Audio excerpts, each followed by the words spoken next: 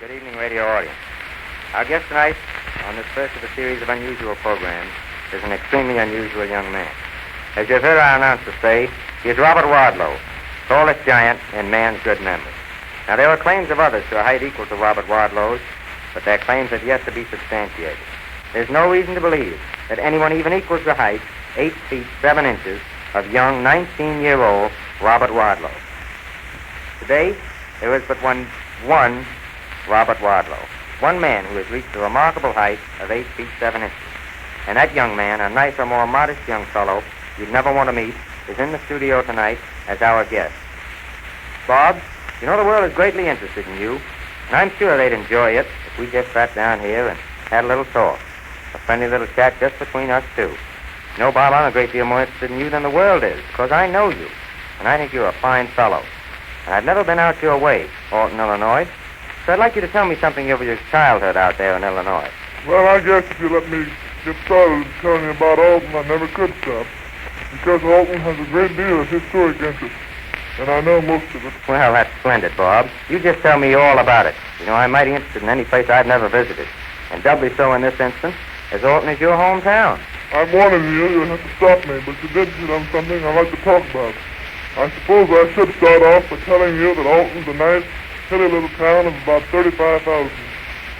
I know that sounds like a tiny place to you, because New York's so vast and has about 200 times that many people.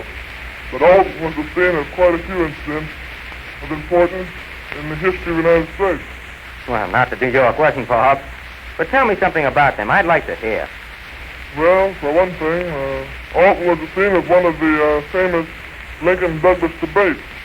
And for another, the Lewis-Clark expedition made their headquarters a little while on the outskirts of Alton.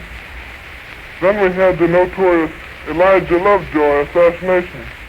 You see, Lovejoy was an abolitionist in the Civil War period. Yes, I remember that. Gosh, Alton certainly has had his share of glory, hasn't it? Weren't there any Indian massacres? No, I don't think there was. But there is an Indian legend about the Python bird. Well, tell me about that, Bob. Well, many years ago, the Indians claimed that there was a big, terrible bird that nested on the bluffs above Alton.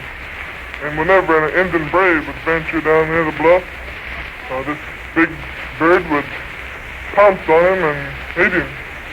So one day, a very courageous Indian offered to have himself sacrificed to this python bird so that his tribe would be free of this terrible thing. He gathered the braves around him and under cover of night placed them in ambush near the spot on the bluff where the bird nested.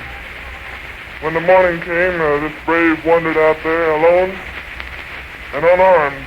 And this bird, thinking he was an easy prey, flew down on the bluff and prepared to seize him when a shower of arrows killed him.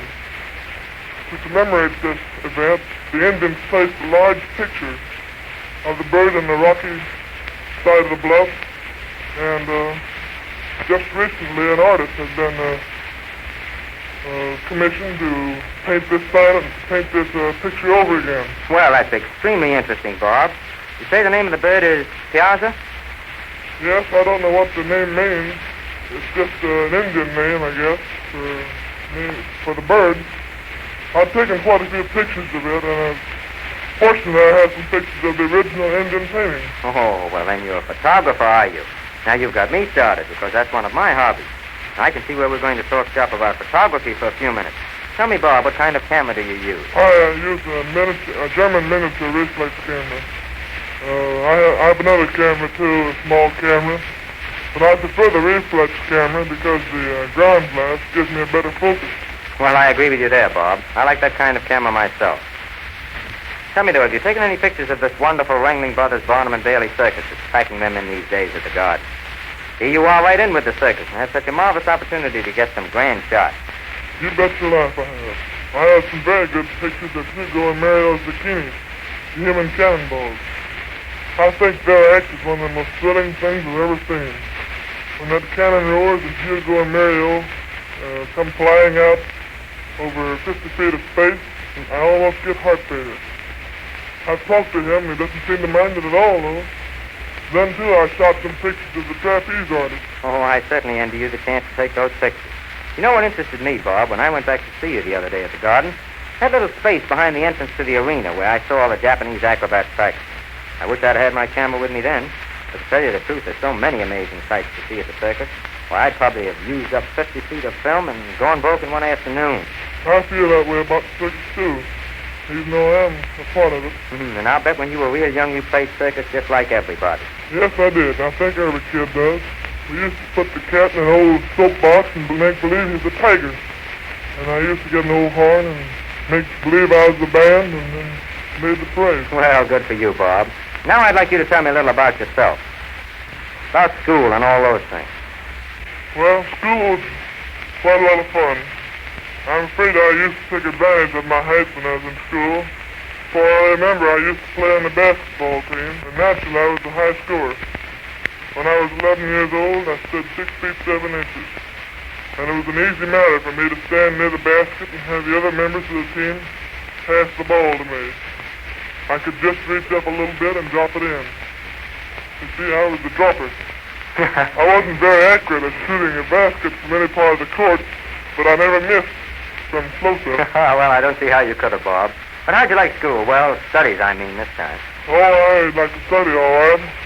I took Latin as my language course in high school, but after one term I changed to German. I got along very well in that language. Now I can read a German newspaper very readily. Well, that's fine, Bob. Tell me, though, at school, in view of your size, they have to make any special seating arrangements for you?